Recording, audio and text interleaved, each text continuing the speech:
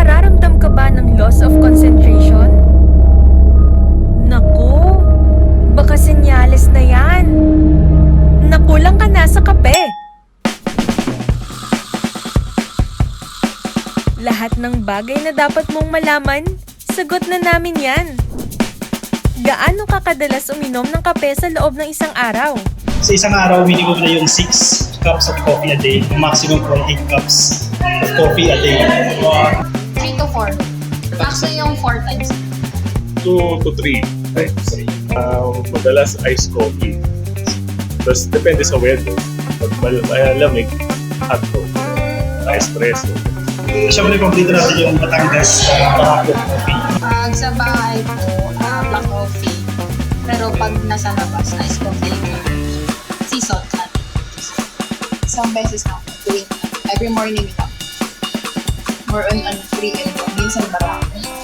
Kung parte na ng iyong morning routine ang pag-inom ng mahigit isang tasa ng kape, paniguradong nakararamdam ka rin ng pagkabog ng dibdib. Negatibo ba talaga ang epekto sa kalusugan ng pag-inom nito? Ang kape ay mayaman sa caffeine, vitamin B2, magnesium, at iba pang plant compounds. Ang tamang dami ng pag-inom nito ay nakapagpapababa sa banta ng pagkakaroon ng sakit sa puso, diabetes, maging Alzheimer's at Parkinson's disease. Kung ganon, totoo pala ang chismis na kaya kanyang ipaglaban.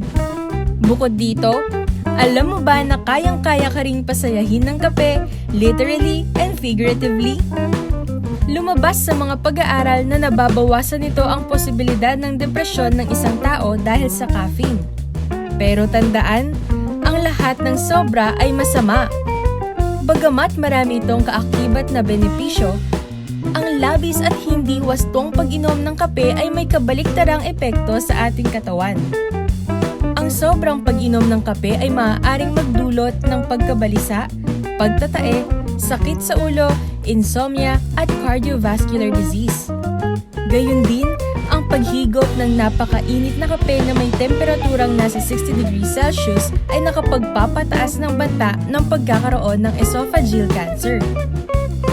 Dahil sa mga negatibong epekto ng pag-inom ng kape, paalala ng mga eksperto na hindi dapat lalagpas sa 4 na tasa ng kape ang iyong iniinom sa loob ng isang araw. Kaunti lang din dapat ang asukal nito at hanggat maaari, uminom ng natural na kape. Kabi-kabilang mga pagsusuri ang nagpapatunay na ang pag-inom ng mga 3-in-1 coffee ay walang magandang dulot sa iyong katawan, bagkus nakasisira pa ito ng iyong kalusugan. Oh, mukhang pupungas-pungas ka pa rin. Alam mo ba na lalo ka lang aantukin kung iinom ka agad ng kape pagkagising mo sa umaga? Maglaan ka muna ng 1 oras at kalahati bago mo namnamin ang mainit na kape dahil kung hindi, maaaring tumaas ang cortisol level o ang stress hormone.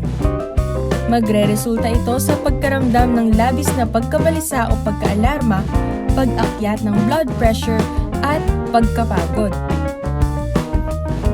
Palaging tatandaan, mahalaga pa rin uminom ka ng tubig bago at pagkatapos uminom ng kape para mapanatili ang tamang hydration at maiwasan ang negatibong epekto ng caffeine.